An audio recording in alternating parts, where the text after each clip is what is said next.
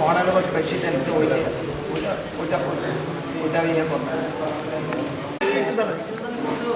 Dear media friends, আপনাদেরকে সবাইকে ধন্যবাদ জানাই আজকে এই প্রেস মিটে অ্যাটেন্ড করার জন্য। আমরা কেন আজকে এই প্রেস মিটটা করছি জরুরিভাবে, এটা আপনারা বোধ হয় জানেন, কেউ বা জানেন না। আজকে আমরা এই প্রেস মিট ডেকেছি এই কারণে যে আমাদের ত্রিপুরা প্রদেশ কংগ্রেস কমিটির মাননীয় সভাপতি তথা মহারাজ প্রদ্যুৎ কিশোর দেববর্মন উনি দলের থেকে পদত্যাগ করেছেন এবং কি কি কারণে পদত্যাগ করেছেন সেটা আমি বিস্তারিত ব্যাখ্যা করব না।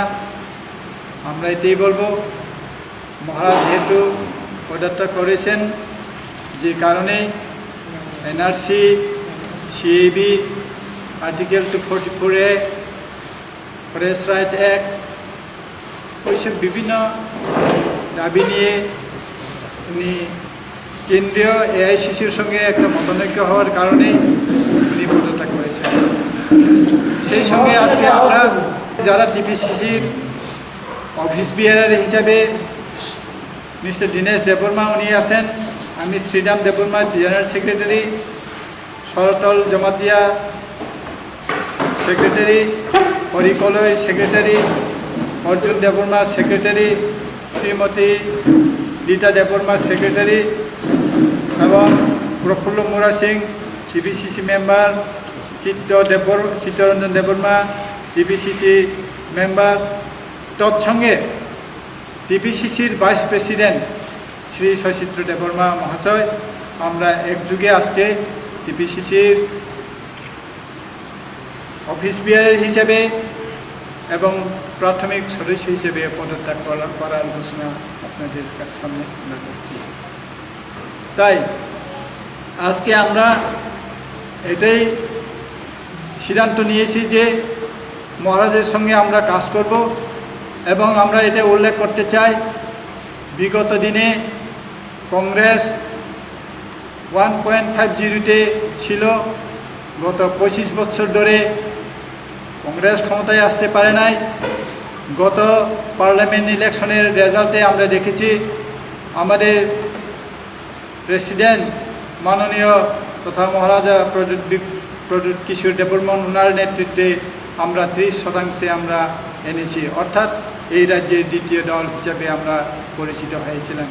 কিন্তু দুর্ভাগ্যের বিষয়, দলের মধ্যে যে ষড়যন্ত্র, এই ষড়যন্ত্রের মূলে যারা রয়েছেন আমাদের প্রিয় নেতা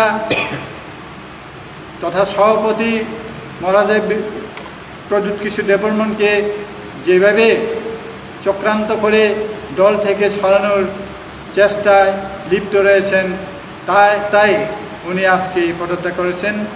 সেই তৎসঙ্গে আমরাও ওনার সঙ্গে আমরা আমাদের পদ থেকে পদত্যাগ করলাম। আজকে এইখানে আমরা এই ঘোষণাটা দিয়েছি।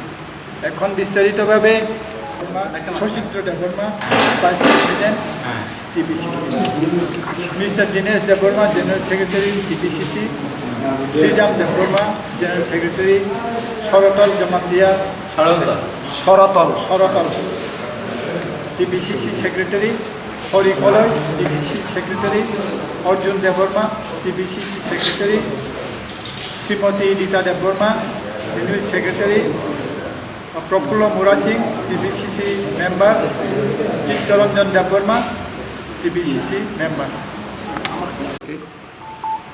আমরা আজকে আমার ব্যক্তিগত 19 বছর যাবৎ এই কংগ্রেসে ছিলাম। আজকের দিনে শুধু আমাদের পদ নয়, প্রাথমিক সদস্য পদ থেকেও আমরা পদত্যাগ করলাম। এই সঙ্গে যারা লিখিত দিয়েছেন, আমাদেরকে কনসেন্ট দিয়েছেন, অনেকের নাম আমি বলতে পারি না। ব্লক লেভেলে আছেন, জেলা লেভেলে আছেন, সাংগঠনিক জেলা স্তরে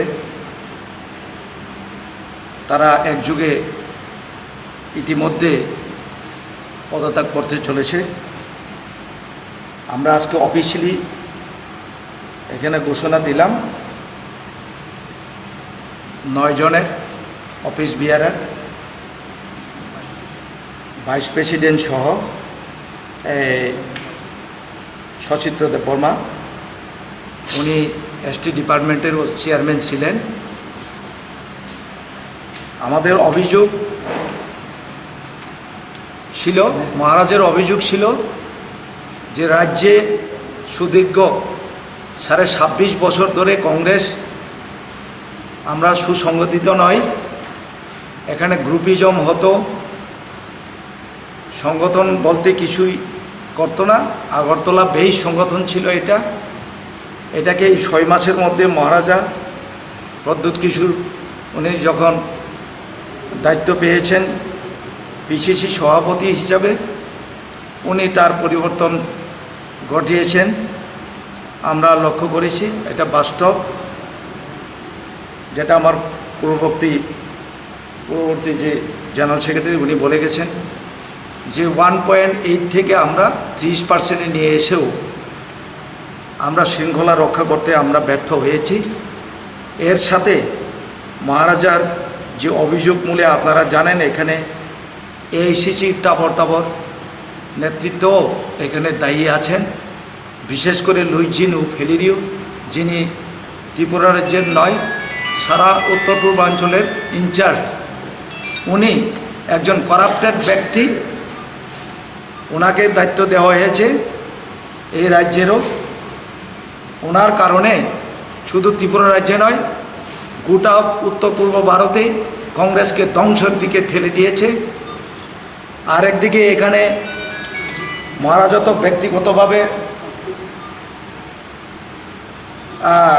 উনি বাধা দিয়েছেন সবাইকে, উনি নিজেও ব্যক্তিগত কারো অভিযোগ আনতে না করেছেন, তবু আমরা না বলে পারি না, যেহেতু প্রকাশ্যে এসেছে আপনাদের সংবাদ মাধ্যমে যে গোপাল রায়, যিনি কোনো এককালে সিএলপি লিডার ছিলেন, এমএলএ ছিলেন, উনি শুরু থেকেই মহারাজার পেছনে প্রচার এবং সরাসরি দলের মধ্যে একটা অভিযোগ তুলে বিভিন্ন অজুহাত, আর একটা মহারাজাকে, যে মহারাজা আজকে পরম্পরা বিগত ইতিহাস বলে যে মহারাজা সব জনগোষ্ঠীর জন্যে, মহারাজা কোনোদিন বিচার করেননি ধর্মের ভিত্তিতে, কোনোদিন জাতের ভিত্তিতে, কিন্তু ওনাকে উল্লেখ করে কমিউনাল যে কথাটা উল্লেখ করে ফেলিওর কাছে উনি অভিযোগ করেছেন, এটা আমরা মেনে নিতে পারি না।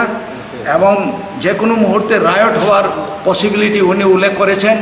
আমরা বলবো, যদি পরবর্তী সময় যদি রায়তও হয়ে থাকে, আমরা গোপাল রায়ের এগেনস্টে আমরা এফআইআর করব, আমরা ধিক্কার জানাবো। আমরা জাতি উপজাতি সমস্ত আপামর জনগণকে নিয়ে আমরা দল করতে পারি কিনা আমরা প্রতিজ্ঞাবদ্ধ। তবে ওই সমস্ত ষড়যন্ত্রকারী ত্রিপুরা রাজ্যে কোনোদিন দল গড়ে তুলতে পারবে না।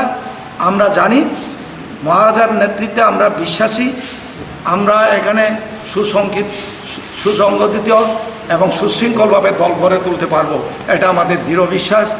আপনারা ইতিমধ্যে হয়তো দেখবেন যে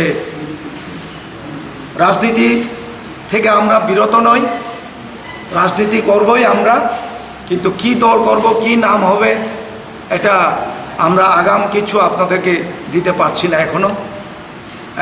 ইতিমধ্যে হবে আমাদের প্রদেশের যিনি চিফ, আমরা মহারাজাকেই চিফ করে রাখব।